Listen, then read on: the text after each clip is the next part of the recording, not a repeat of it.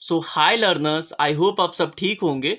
और ये हमारा बहुत ही ऑसम एंड ब्यूटीफुल सा platform by G cake walk. तो आज का जो हमारा टॉपिक है basically quick revision of molecular basis of inheritance, जो कि बहुत ही हाई वेटेज चैप्टर है। समझ रहे हैं आप, क्योंकि उससे क्वेश्चंस बहुत रिपीट होते हैं। 7-8 मार्क्स के क्वेश्चन कहीं नहीं गए इस चैप्टर से।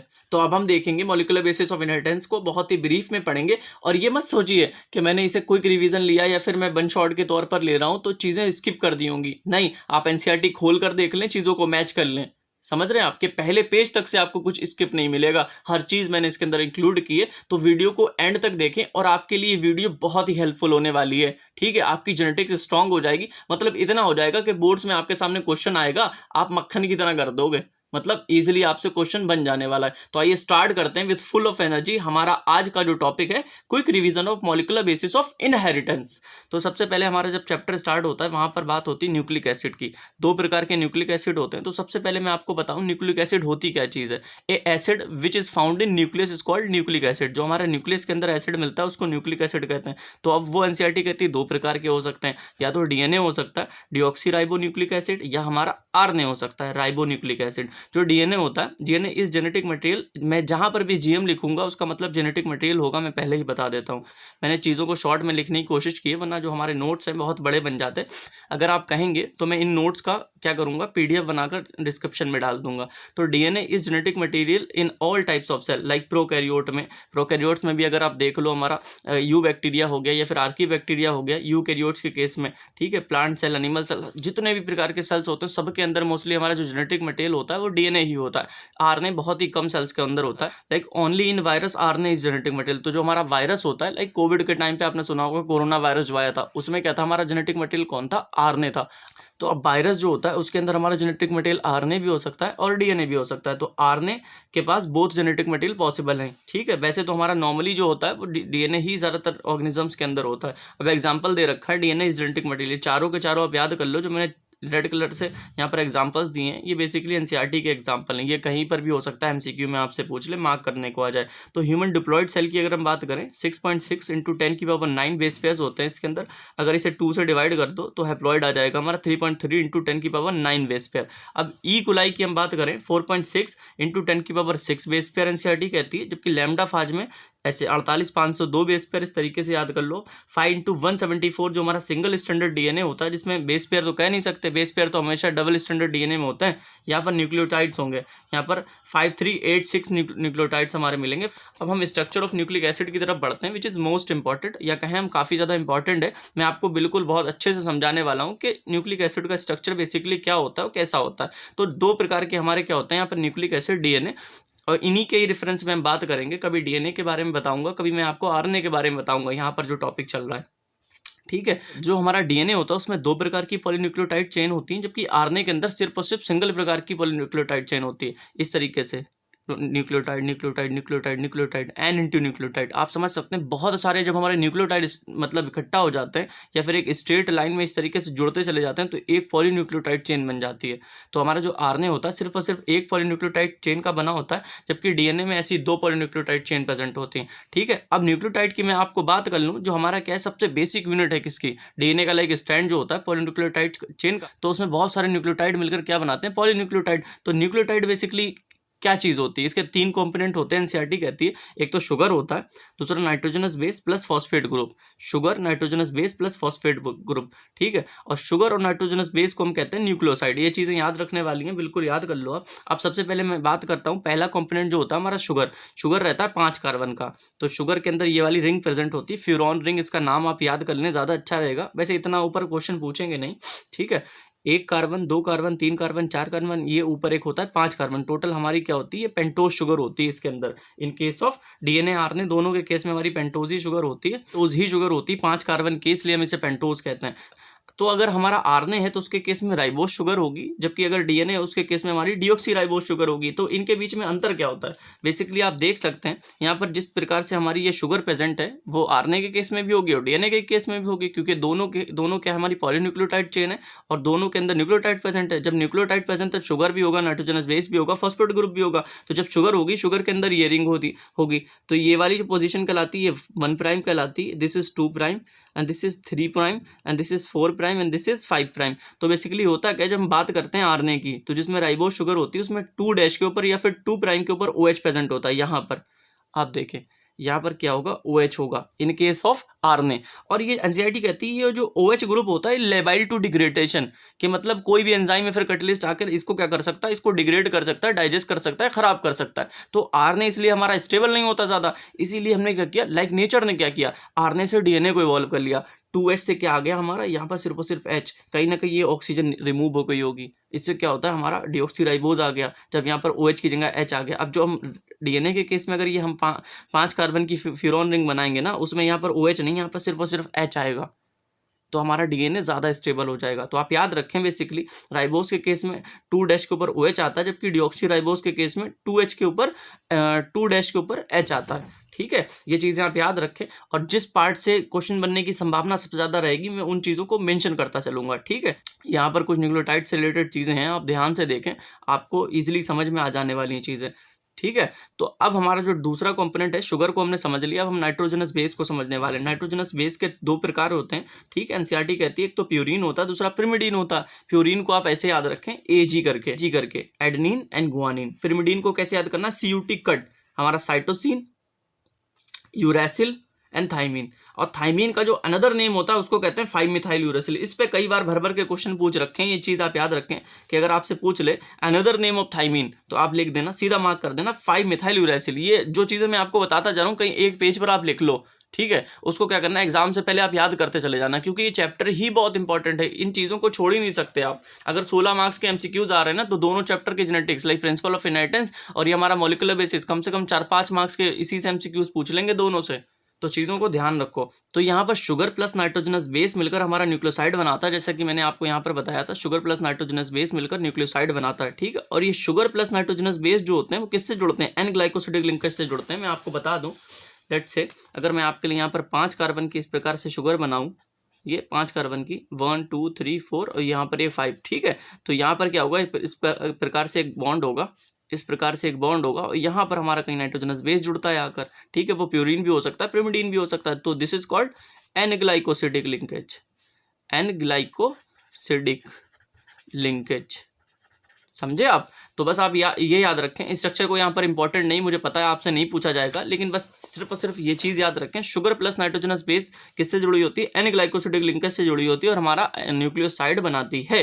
ठीक है, हम यहाँ पर क्या करेंगे, शुगर लेंगे। सबसे पहले हम आरएनए का केस ले रहे हैं। आरएनए के केस में हमारी, मैंने आपको बताया था, राइबोज शुगर होती है, जबकि डीएनए के केस में डीऑक्सीराइबोज होती है। तो शुगर प्लस नाइट्रोजनस बेस को जोड़ेंगे, फिर न्यूक्लियोसाइड बनाएंगे। तो शुगर हमारा यहाँ पर क्या है, ribose in case of RNA. Adenine जोड़ा हमने तो हमारा एडिनोसिन बना, राइबोज प्लस गुआनिन जोड़ा हमने, गुआनोसिन बना, राइबोज प्लस साइटोसिन जोड़ा हमने, साइटिडीन बना, और हमारा फिर राइबोज प्लस यूरैसिल जोड़ा, यूरिडीन बना। अब हम देखते हैं डीएनए के केस में क्या रहता है। डीएनए के केस में तो हमारी राइबोज शुगर रहती नहीं होगी, वहां पर रहती है डीऑक्सीराइबोज। राइबोज प्लस एडेनिन हमारा डीऑक्सी एडेनोसिन। जब आप देखें यहाँ पर डीऑक्सी एडेनोसिन, डीऑक्सी का मतलब ही होता है कि हमारा डीएनए के केस में जो टर्म यूज होता है, यहाँ पर मैंने आपको बताया था 2 प्राइम या फिर 2 डैश के ऊपर OH नहीं, सिर्फ और सिर्फ H रह जाता, तो कहीं ना कहीं बता रहा कि ऑक्सीजन एब्सेंट है, इसलिए डीऑक्सी। समझ रहे हैं आप। तो डीऑक्सी राइबोज प्लस गुआनिन हमारा डीऑक्सी गुआनोसिन बना देगा। ठीक है, सॉरी मैंने यहाँ पर गुआनिन लिख दिया, ये रहेगा डीऑक्सी गुआनोसिन रहेगा। ठीक है, डीऑक्सी राइबोज प्लस साइटोसिन हमारा मिलकर डीऑक्सी साइटिडीन बना देगा।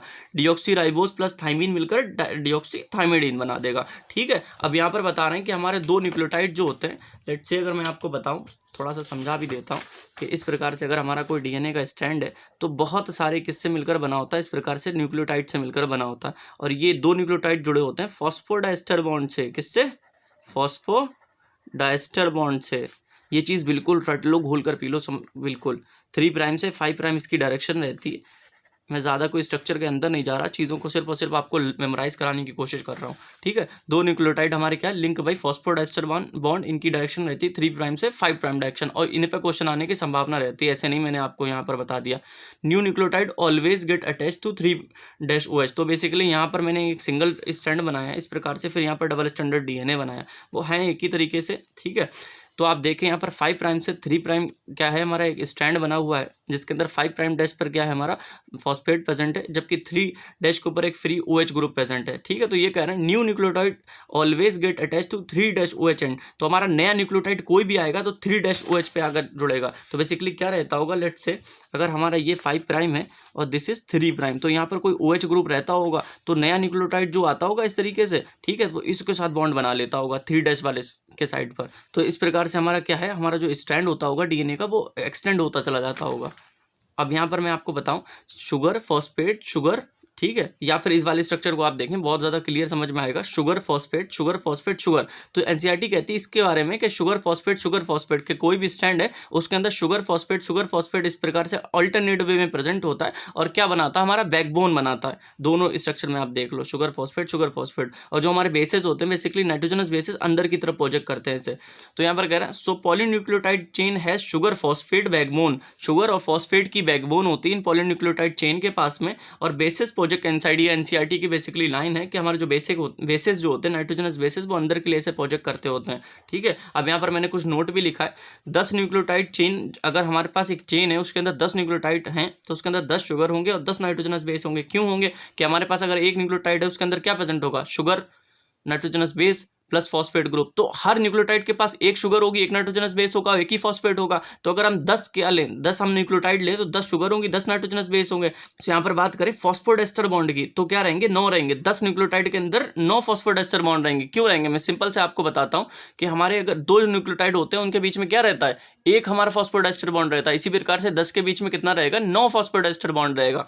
ठीक है, तो अब बात करते हैं टाइप ऑफ डीएनए की। तो अब हम यहाँ पर देख लेते हैं बेसिकली हमारी एनसीईआरटी डीएनए के बारे में क्या कहती है। हमारे जो सिलेबस में यहाँ पर मॉलिक्यूलर बेसिस ऑफ इनहेरिटेंस में जो डीएनए का टाइप है वो हम पढ़ते हैं बी टाइप ऑफ डीएनए। क्या, बी टाइप ऑफ डीएनए, जो कि हमारा राइट हैंडेड फैशन में कॉइल होता है, जिसको हम हेलिकल स्ट्रक्चर कहते हैं। इस प्रकार से आप देख सकते हैं, उल्टा मत बना देता। ठीक है, और इसका डायमीटर रहता है 2 नैनोमीटर। इस प्रकार से जो हमारे 2 स्टैंड्स होते हैं इनके बीच की जो गैप होता है फिर दूरी होती है वो 2 नैनोमीटर की रहती है। अब आपको एक चीज़ बताता हूँ, यहाँ पर पिच या टर्न की बात कर रहे हैं। लेट्स से इसके अराउंड में क्या करूँ, कोई धागा रैप करूँ।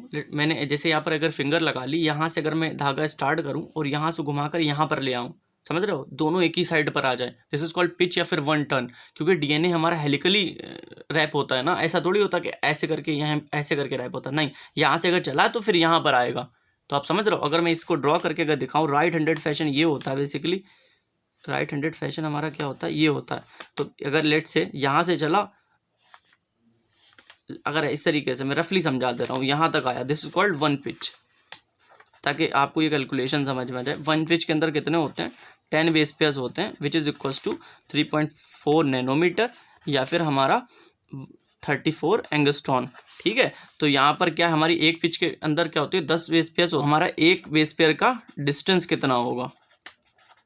ठीक है, एक बेस पेयर कितनी डिस्टेंस कवर करता है या फिर 2 बेस पेयर के बीच की दूरी कितनी होगी। तो हम इसे अगर 10 से डिवाइड कर दें, क्योंकि 10 बेस पेयर में इतना आता है, तो एक बेस पेयर की डिस्टेंस कितनी रहेगी, 3.4 बटा 10, तो बेसिकली कितना आया, 0.34 नैनोमीटर। तो बेसिकली ये हमारी पिच रहती है। ठीक है, पिच हमारी कितनी रहती है, 3.4 नैनोमीटर। फिर 34 एंगस्ट्रॉम, एक टन में 10 बेस पेयर होते हैं, इसलिए हमारा डिस्टेंस बिटवीन बेस पेयर, समझ रहे हो, 2 बेस पेयर के बीच की दूरी कितनी रहती है, फिर डिस्टेंस रहती है 0.34 नैनोमीटर। ये चीज़ रट लो, ये क्वेश्चन में आपको काम आएगी। ये चीज़ याद कर लें, एनसीईआरटी की है, एक्स्ट्रा नहीं है, इसलिए मैं आपसे कह रहा हूँ ये चीज़ याद करने वाली है। सो अब हम देख लेते हैं डिस्कवरी ऑफ डीएनए। तो बेसिकली डिस्कवरी ऑफ डीएनए की अगर हम बात करें, सबसे पहले हमारे 1869 के टाइम पे मिशर जो थे उन्होंने क्या खोजा, न्यूक्लिन खोजा। ये चीज़ याद कर लें, इसलिए मैंने यहाँ पर इंक्लूड की। विल्किंस एंड फ्रैंकलिन ने क्या करा, एक्सरे डेटा डिफ्रैक्शन दिया था, इसके ऊपर स्टडी की थी। फिर हमारा चार्गफ रूल आया। चार्गफ रूल क्या कहता है, एडनीन और जो हमारा थाइमीन का रेशियो है इज इक्वल्स टू ग्वानिन का एंड साइटोसिन का रेशियो इज इक्वल्स टू 1। तो इस प्रकार से इक्वेशन है, adenine upon thymine, guanine upon cytosine is equals to 1। तो ये याद कर लें, फॉर डीएनए नॉट आरएनए। तो जो हमारा चार्गफ रूल होता है, इसके लिए एक इंपॉर्टेंट जो मैं बात बता रहा हूँ कि डबल स्टैंडर्ड जो हमारा डीएनए होता है उसके लिए लगता है, आरएनए पे कभी नहीं लगता। हो सकता है आप इसको एमसीक्यू दे दें, कहते हैं आरएनए के केस में हमारा चार्गफ रूल क्या रहेगा, यहाँ पर तो लगने ही वाला नहीं है। ठीक है, अब हम बढ़ते हैं हमारा डीएनए डबल हेलिक्स मॉडल की तरफ। जो hallmark of double helix model है उसमें यहाँ पर क्या कहना है, हॉलमार्क का मतलब होता है कि इस चीज़ का फीचर या फिर मेन पॉइंट क्या था। तो डीएनए डबल हेलिक्स मॉडल का जो फीचर था या फिर जिस चीज़ पर वो बेस था वो था complementary base pairing. Complementary base pairing help to predict complementary strand sequence. तो बेसिकली बात करें कॉम्प्लीमेंट्री बेस पेयरिंग किस प्रकार से हेल्प करती है, अगर हमारे पास कोई ऐसे स्ट्रैंड है, ठीक है, अगर इसका हमें सब सारे के सारे सीक्वेंसेस पता है तो कॉम्प्लीमेंट्री बेस पेयरिंग के थ्रू हम दूसरे स्ट्रैंड की भी क्या क्या कर सकते हैं, सीक्वेंसेज निकाल सकते हैं। अगर यहाँ एडेनिन है तो यहाँ थाइमिन आएगा, यहाँ ग्वानिन है तो हमारा यहाँ पर साइटोसिन आएगा। तो इस प्रकार से ये चीज़ हेल्प करती है। तो 1953 के टाइम पर वॉटसन एंड क्रिक ने क्या किया था, ये चीज़ याद रखें 1953। और डीएनए डबल हेलिक्स मॉडल किसने दिया था, वॉटसन एंड क्रिक ने दिया था डीएनए डबल हेलिक्स मॉडल। तो इसके जो 4-5 पॉइंट्स हैं मैं आपको बता दूं, एज सच आप चिपका सकते हैं अगर आपको लॉन्ग या फिर ये 3 मार्क्स क्वेश्चन में आने की संभावना बहुत रहती है। ठीक है, इस चैप्टर से जो सबसे ज़्यादा संभावना रहती है 5 मार्कर या फिर लॉन्ग में, वो रहती है हमारे जो एक्सपेरिमेंट दे रखे हैं, लाइक ग्रिफिथ का एक्सपेरिमेंट, एवरी मैककार्टी मैक्लियोड का एक्सपेरिमेंट, या फिर हर्शे चेस का एक्सपेरिमेंट, मिसेल्सन एंड स्टाल का एक्सपेरिमेंट। तो यहाँ पर सबसे पहले पॉइंट में बात कर रहे हैं DNA. 2 polynucleotide chain, each chain have sugar phosphate backbone. जैसा कि मैंने आपको बताया था कि हमारा क्या होता है, इस प्रकार से शुगर फॉस्फेट, शुगर फॉस्फेट, जो हमारी पॉलीन्यूक्लियोटाइड चेन होती है, जैसे यहाँ पर 2 की बात कर रहे हैं तो ऐसे ले लो आप, फॉस्फेट, शुगर, फॉस्फेट, दोनों के दोनों जो हमारे स्टैंड होते हैं ऑफ डीएनए या फिर 2 पॉलीन्यूक्लियोटाइड चेन होती है, उनकी जो बैकबोन होती है वो शुगर और फॉस्फेट की बनी होती है। बेसिकली ये जो स्ट्रक्चर है मेन, शुगर फॉस्फेट इस प्रकार से होता है।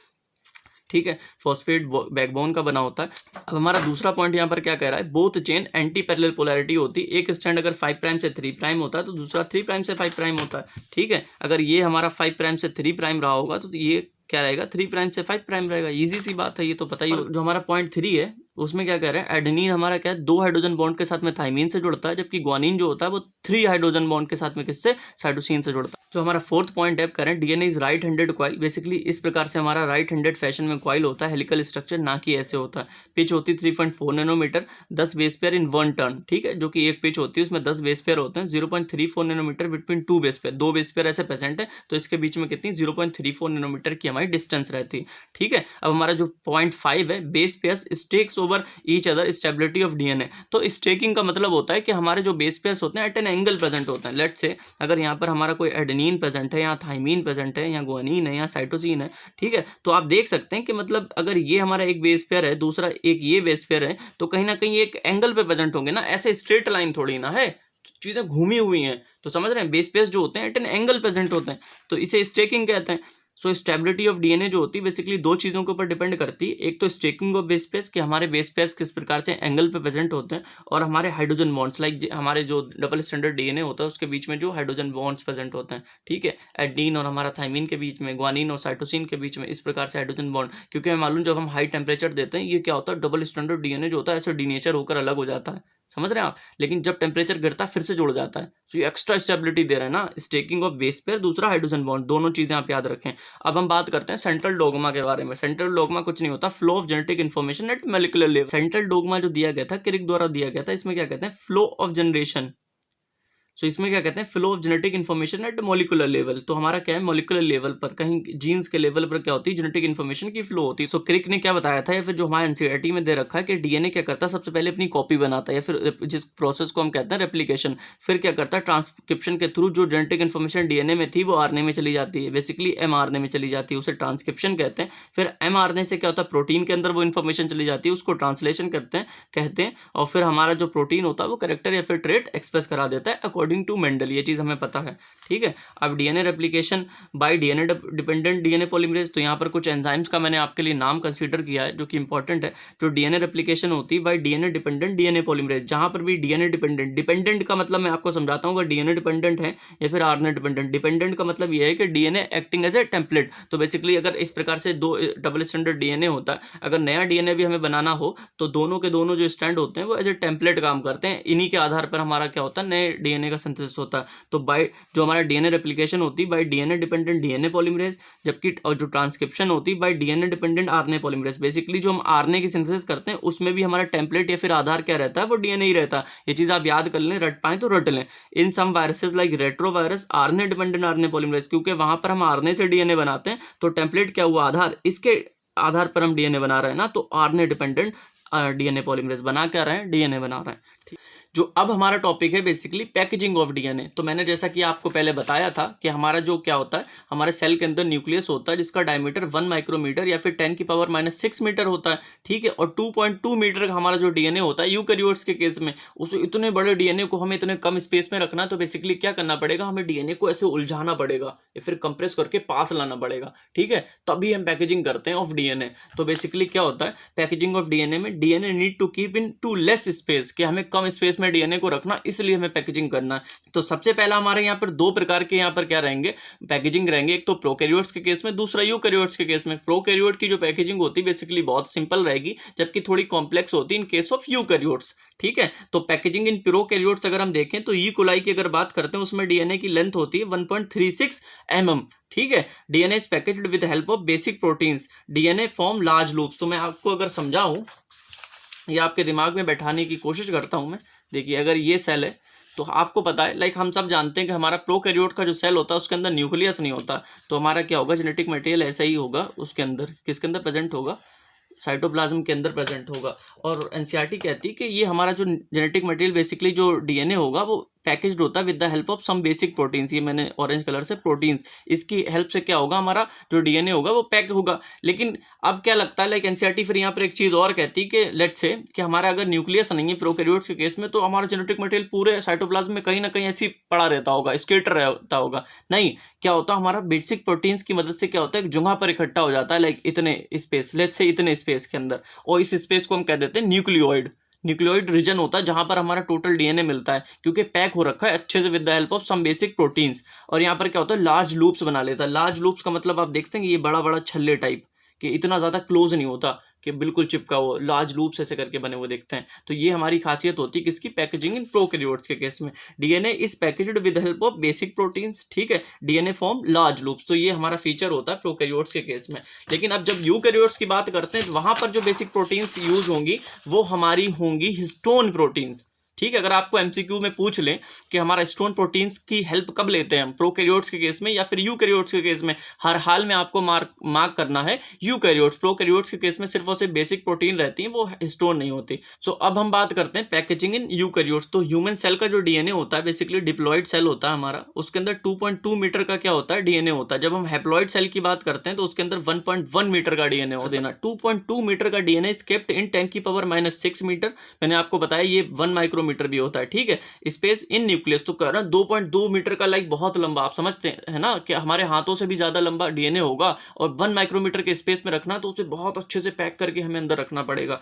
अब हिस्टोन्स हेल्प इन पैकेजिंग। तो बेसिकली यूकैरियोट्स के केस में हमारी हिस्टोन्स हेल्प करती हैं, जो कि बेसिक प्रोटीन्स होती हैं rich in lysine and arginine. ये लाइसिन और आर्जिनिन क्या होते हैं, दो हमारे एक प्रकार के अमाइनो एसिड होते हैं जो कि बेसिक होते हैं। जब ये प्रेजेंट होंगे तो जाहिर सी बात है हमारा हिस्टोन प्रोटीन भी बेसिक ही नेचर में हो जाएगा। अब हिस्टोन के टाइप दे रखे हैं एनसीईआरटी ने 5, कितने, 5 प्रकार के दे रखे हैं, H2A, H2B, H3, H4 and H1। तो स्टार्टिंग के जो 4 होते हैं, ये यहाँ से लेके यहाँ तक, ये हमारे मिलकर ऑक्टामर फॉर्म करते हैं। तो आपने पढ़ा होगा ऑक्टामर के अराउंड क्या होगा, हमारा जो डीएनए होगा वो रैप करेगा। तो ये वाले बनाएंगे, मैं आपको बनाकर दिखाता हूँ। और जो H1 होता है, ठीक है, वो help in ceiling of DNA on octamer. Like अगर इस तरीके से लेट्स से हमारा ऑक्टामर है, इसके अराउंड ऐसे डीएनए ऐसे रैप किया, यहाँ से चला यहाँ आया, फिर यहाँ पर एक नॉट बना दी, नॉट का मतलब गंठी लगा दी, जिससे क्या होगा, हमारा डीएनए ऐसे फिसल ना जाए। तो आप समझ रहे हो, एक प्रकार की सीलिंग का काम करेगा H1। तो मैं आपको यहाँ पर अगर समझाऊं तो क्या करते हैं, किस प्रकार से ये ऑक्टामर, ये चारों के चारों क्या होंगे, जैसे 4 हैं, ये चारों के चारों हमारे पेयर में आ जाते हैं इस प्रकार से। देखिए H2A, फिर एक और H2A, सब पेयर में आ जाएंगे, H2B, फिर ये भी हमारा H2B, फिर ये H3, इधर भी H3, H4 and this is H4। तो आप देखें यहाँ पर क्या होगा, एक ऑक्टामर तैयार हो जाएगा। ऑक्टामर मतलब 8 यूनिट का स्ट्रक्चर इज कॉल्ड ऑक्टामर। तो ये रहता है हमारा हिस्टोन ऑक्टामर। ऑक्टामर का मतलब 8 यूनिट का हिस्टोन का बना हुआ है, तो इसलिए इस कह देते हैं हम हिस्टोन ऑक्टामर। तो अगर इस प्रकार से मैं आपके लिए ड्रॉ करूँ, ये हमारा हिस्टोन ऑक्टामर रहा होगा, और इसके अराउंड क्या रैप करेगा, हमारा इसके अराउंड रैप करने वाला डीएनए इस प्रकार से। और हमारा जो एक बेसिक प्रोटीन होती, सॉरी एक जो हिस्टोन होता है वो कौन सा, H1, इस प्रकार से। ये क्या रहता है, H1, जो कि सीलिंग का काम करता होगा कहीं ना कहीं। समझ रहे हैं आप कि मतलब उसे यहाँ पर जाम कर दिया, बिल्कुल यहाँ पर नॉट लगा दी उसके। तो ये हमारा ब्लू से मैंने दिखाया डीएनए, ये ऑरेंज कलर से यहाँ पर क्या है, हिस्टोन है, यहाँ पर हिस्टोन ऑक्टामर, और ग्रीन से हमारा क्या है यहाँ पर H1 protein, sorry H1 histone. तो आप समझ गए होंगे किस प्रकार से हमारा हिस्टोन ऑक्टामर बनता है। हिस्टोन के 5 टाइप दे रखे हैं एनसीईआरटी ने, जो 4 होते हैं इनिशियली, वो पेयर बना के अब हमारा क्या कर लेते हैं, ऑक्टामर फॉर्म कर लेते हैं। जो H1 होता है वो सीलिंग का काम करता है। न्यूक्लियोसोम क्या होता है, ऑक्टामर प्लस 200 बेस पेयर। तो हमारा ये हिस्टोन ऑक्टामर है, इसके अराउंड जो डीएनए एक बार में रैप करता है वो अराउंड कितना होता है हमारा, 200 बेस पेयर्स होते हैं। ठीक है, तो ये कंप्लीट स्ट्रक्चर इज कॉल्ड, ये स्ट्रक्चर क्या कहलाता है, हमारा न्यूक्लियोसोम कहलाता है। उसके अंदर क्या आता है, एक तो हिस्टोन ऑक्टामर आता है, दूसरा डीएनए आता है, लेकिन H1 आता है वो नहीं आता है। H1 जो होता है वो इसके अंदर नहीं आता। तो याद रखें, न्यूक्लियोसोम पर डायरेक्ट क्वेश्चन पूछ सकते हैं, न्यूक्लियोसोम के अंदर क्या क्या चीजें इंक्लूड है, histone octamer plus 200 base pair of DNA हमारा। और यहाँ पर कह रहे हैं नॉन हिस्टोन क्रोमोसोमल प्रोटीन जो होते हैं हायर लेवल ऑफ पैकेजिंग। तो बेसिकली बात क्या होती है, यूकैरियोट्स के केस में, यूकैरियोट्स के केस में 2 प्रकार की पैकेजिंग होती है, एक तो लोअर लेवल की या फिर इनिशियल लेवल की, दूसरी होती है हमारी हायर लेवल की। लाइक डीएनए से क्रोमेटिन बना, फिर क्रोमेटिन से क्रोमोसोम बना। क्रोमोसोम जो होता है हमारा वो मोस्ट कंडेंस फॉर्म होता है। तो वहां पर हायर लेवल की पैकेजिंग जब होती होगी तो वहां पर नॉन हिस्टोन क्रोमोसोमल प्रोटीन की भी हेल्प लेना पड़ती होगी अलोंग विथ हिस्टोन प्रोटीन, तब इसका इस्तेमाल होता है। अगर प्रोकैरियोट्स की बात करें तो सीधा सीधा आप क्या मार्क करना है या फिर क्या लिखना है आपको कि हिस्टोन, वहां पर क्या होता है हमारे सिर्फ और सिर्फ सिंपल प्रकार के जो बेसिक प्रोटीन्स होते हैं वो हेल्प करते हैं, हिस्टोन कुछ नहीं होता वहां पर। यानी से यूक्रोमेटिन, ये चीज मैं आपको बनाकर दिखा देता हूं वरना ये चीज रटवाना हो जाएगी आपके, तो मैं ये चीज माइंड में बैठा दूंगा बिल्कुल। ये क्या हमारा एक डीएनए है, डीएनए कुछ नहीं, एक प्रकार का धागा या फिर थ्रेड होता है, ऐसे करके क्या हुआ, ये रैप वो कंडेंस हुआ, फिर और ज़्यादा कंडेंस हुआ, इतना कंडेंस हुआ कि हद तक ये हमारा क्या बन गया, क्रोमोसोम फॉर्म कर लिया इसने। तो आप देखें ये क्रोमेटिन है, क्या है ये क्रोमेटिन, और ये हमारा क्या क्रोमो है यानी कि क्रोमोसोम है। तो क्रोमेटिन के भी 2 पार्ट होते हैं, इधर वाला हमारा यूक्रोमेटिन होता है, जबकि जो ज़्यादा कंडेंस होता है दैट इज हेट्रोक्रोमेटिन। तो आप देख सकते हैं जो लेस कंडेंस हमारा क्रोमेटिन होता है वो यूक्रोमेटिन होता है, जबकि ज़्यादा हमारा क्या, आप देखें डीएनए से कंडेंस हुआ, यूक्रोमेटिन कम कंडेंस है, लेकिन हेट्रोक्रोमेटिन और कंडेंस, फिर हमारा जो ये दिस इज क्रोमोसोम और कंडेंस। तो यूक्रोमेटिन क्या होता है, यू का मतलब होता है ट्रू। आप बात को समझो, इसे ट्रू क्रोमेटिन क्यों कर रहे हैं, इसकी बात हो रही है यहाँ पर ट्रांसक्रिप्शन के रिस्पेक्ट में। जब हम ट्रांसक्रिप्शन करते हैं बेसिकली डीएनए से आरएनए बनाते हैं, तो हमें डीएनए खोलना पड़ता है, समझ रहे हैं। तो लेस कंडेंस जो डीएनए होगा वो इजीली खुल जाएगा और डीएनए से आरएनए बन जाएगा, इसीलिए इसे यूक्रोमेटिन कहते हैं, जो कि ट्रांसक्रिप्शनली एक्टिव होता है, जबकि हेट्रोक्रोमेटिन हमारा ट्रांसक्रिप्शनली इनएक्टिव होता है। और एक चीज़ आप याद रखें, को जो लेस कंडेंस होगा वो जो डाई होगी या फिर कलर होगा उसको कम रिटेन करेगा, इसलिए ये हमारा लाइट कलर दिखेगा, जबकि जो हेट्रोक्रोमेटिन होता है वो लाइट जो डाई होती है या फिर जो कलर होता है उसको ज़्यादा रिटेन करेगा या फिर स्टेन को ज़्यादा रिटेन करेगा। ठीक है, तो ये डार्क कलर दिखाई देगा। यही चीज़ यहाँ पर है, मैंने आपको डायग्राम से समझा दी। डीएनए से हमारा क्रोमेटिन बना, क्रोमेटिन में भी 2 हिस्से होते हैं, euchromatin and heterochromatin. Euchromatin less condense होता है, लेस कंडेंस इसलिए ट्रांसक्रिप्शनली एक्टिव क्योंकि इजीली खुलेगा और डीएनए से आरएनए फॉर्म हो जाएगा। लाइट स्टेन क्योंकि लाइट कम एब्जॉर्ब करता है, लाइट बेसिकली लाइट स्टेन मैं कह रहा हूँ कम एब्जॉर्ब करता है, लाइट नहीं कम एब्जॉर्ब करता है, कलर कम एब्जॉर्ब करता है, फिर हमारा स्टेन कम एब्जॉर्ब करता है। हेट्रोक्रोमेटिन मोर कंडेंस, ट्रांसक्रिप्शनली इनएक्टिव, कि जब खुलेगा ही नहीं तो हम इसकी ट्रांसक्रिप्शन कैसे करेंगे, डीएनए से आरएनए बनने वाला नहीं। और ये डार्क स्टेन। तो क्रोमोसोम क्या होता है, मोस्ट कंडेंस फॉर्म होता है, हमें इसकी डिवीजन करना पड़ती है। अब हम बात करते हैं experiments to determine genetic material. तो यहाँ पर बात हो रही है कि जेनेटिक मटेरियल का केमिकल नेचर पता करने के लिए हमने क्या किया, लाइक एनसीईआरटी कहती है, एक टॉपिक दे रखा है the search of genetic material in molecular basis of inheritance. तो कहती है कि 1926 के टाइम पर क्या हुआ, एक होड़ मच गई साइंटिस्ट के अंदर के जानने के लिए कि हमारा जेनेटिक मटेरियल का नेचर क्या होता है, कि लाइक डीएनए होता है, आरएनए होता है, फिर प्रोटीन होता है। ठीक है, तो अब उससे रिलेटेड एक्सपेरिमेंट्स हुए, बहुत सारी डिस्कवरीज हुई। तो आप देखते हैं जो मेजर 3 यहाँ पर क्या हमारे जो एक्सपेरिमेंट्स दे रखे हैं वो पढ़ना बहुत ही इंपॉर्टेंट है। इनके अलग अलग मैंने वीडियोस बना रखे हैं 5-5, 6-6, 7-7 मिनट के, तो आप मेरे चैनल पर इन्हें विजिट कर सकते हैं। मैं यहाँ पर वो चीज़ें इंक्लूड करूंगा जिसको मुझे लगता है कि पूछे जाने की संभावना बहुत है। तो 1926 में क्या है, quest to determine chemical nature of genetic material. सबको होड़ मच गई कि हमें पता करना जेनेटिक मटेरियल का केमिकल नेचर क्या होता है। लाइक हमारे न्यूक्लियस के अंदर प्रोटीन भी होता है, आरएनए भी होता है, डीएनए भी होता है, उस टाइम कुछ नहीं पता था। तो सबसे पहला हमारा जो मोस्ट इंपॉर्टेंट, ये 5 मार्क्स में पूछने की संभावना बहुत रहती है, इनको रट लो, घोल कर पी लो, समझ रहे हैं। आप कान नाक आँख खोल कर बैठो, जो चीज़ें मैं समझा रहा हूँ मजाक नहीं कर रहा, ये सब इंपॉर्टेंट है। ग्रिफिथ ट्रांसफॉर्मेशन एक्सपेरिमेंट जो कि 1928 में हुआ था, सन याद रखना।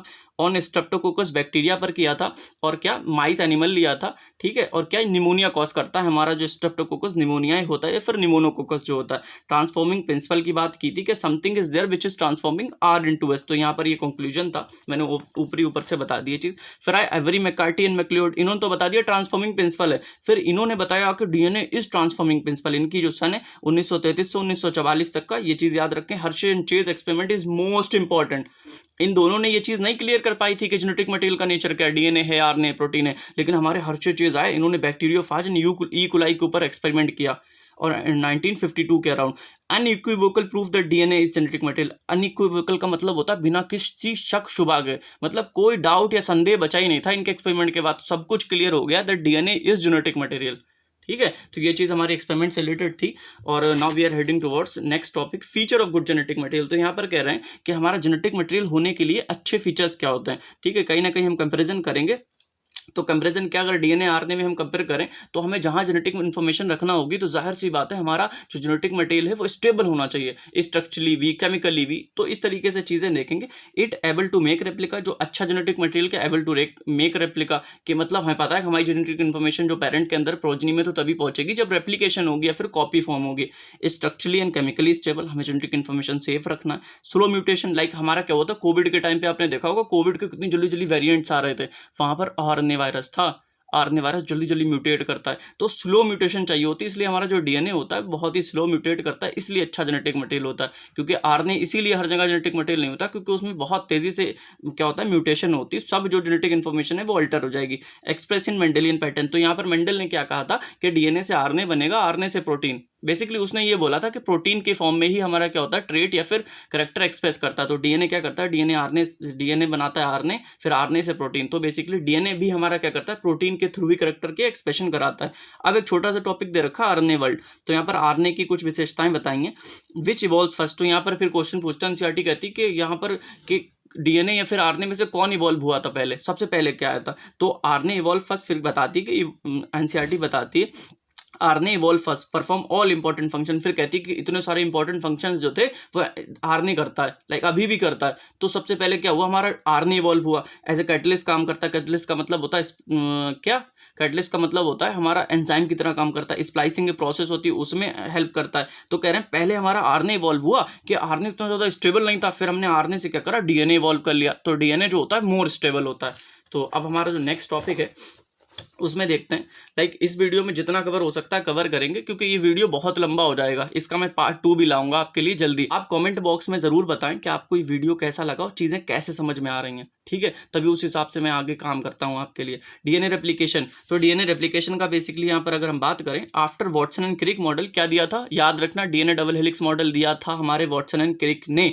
It was proposed possible mode of DNA replication is semi conservative. तो यहाँ पर बेसिकली सेमी कंजर्वेटिव का मतलब समझना इज मोस्ट इंपॉर्टेंट। तो मैं आपको बताता हूँ, सेमी कंजर्वेटिव का मतलब होता है both strand open, DNA is double stranded, ऐसे रैप हो रखा होता है ना राइट हैंडेड फैशन में, both strand open and act as template for the synthesis of new strand. तो मैं आपको एक चीज समझाता हूँ यहाँ पर, लेट्स से अगर ये हमारे कह रहे हैं डीएनए का डबल स्ट्रैंड है, ठीक है। तो अब ये क्या कर रहे हैं, दोनों के दोनों इस तरीके से हमारे अलग हुए, ठीक है। और फिर क्या हुआ, ये दोनों के दोनों एज ए टेम्पलेट काम करेंगे। टेम्पलेट का मतलब होता है आधार, कि इनके आधार पे ही हमारा नए जो स्टैंड है वो बनने वाले हैं। समझ रहे हैं आप, इस तरीके से कि लाइक इसके कॉम्प्लीमेंट्री ही, यहाँ पर अगर एडेनिन होगा तो यहाँ थाइमिन आएगा। तो इस प्रकार से हमारा क्या होता है, इसके कॉम्प्लीमेंट्री दूसरा स्टैंड हमारा क्या करेगा, सिंथेसाइज कर जाएगा। तो एक चीज़ आप ये देखें, लाइक ये था ओल्ड, या फिर इसे कहें पेरेंटल,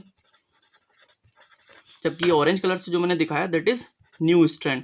तो आप देख सकते हैं सेमी कंजर्वेटिव का मतलब क्या हुआ, समझे। सेमी कंजर्वेटिव का मतलब अगर देखें, सेमी का मतलब आधा, कंजर्वेटिव का मतलब कंजर्व रहा। तो आप देख सकते हैं पेरेंटल स्टैंड इसमें कितना, एक है, एक नया है, तो आधा कंजर्व, आधा पुराना आधा नया। So this is called semi conservative.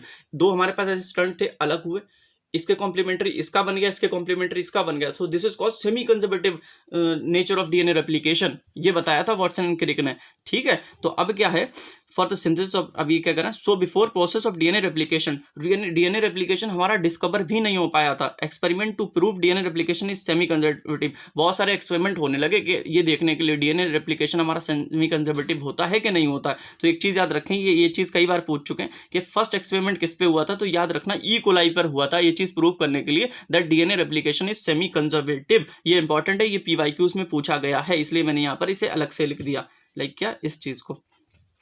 अब ये 3 एक्सपेरिमेंट हैं, याद रखें, मिसेल्सन एंड स्टाल एक्सपेरिमेंट। इन्होंने क्या किया था, इन तीनों एक्सपेरिमेंट का एक पर्पस था, एक मकसद था कि प्रूव करना डीएनए का जो हमारा रेप्लिकेशन होता है या फिर DNA replication is semi conservative. तो इन्होंने क्या किया था, N15 and N14 and N15 लिया था। N14 इज लाइट डीएनए, जबकि N15 जो लिया था हमारा हैवी डीएनए लिया था। इसमें इन्होंने काम किया था ई कोलाई के ऊपर, जबकि टेलर ऑन विसिया फावा, एक प्रकार की ये बीन होती है, जो टेलर साइंटिस्ट थे इन्होंने विसिया फावा के ऊपर काम किया था, ये चीज़ याद रखना। और रेडियो एक्टिव थाइमिडीन, ये चीज़ें आप समझ रहे हो बिल्कुल ही ऐसी हैं जैसे मतलब छोड़ना ही नहीं है, कहीं से भी कुछ भी पूछ सकते हैं इसमें। एमसीक्यूज में तो यही चीज़ें फेंक की जाएंगी, क्योंकि ये चीज़ें क्या जो मैंने यहाँ पर इंक्लूड की, नीट की हलवा चीज़ें हैं, जो बिल्कुल फैक्चुअल चीज़ें नहीं होती, एकदम ऐसे दिया और मार्क कर दी।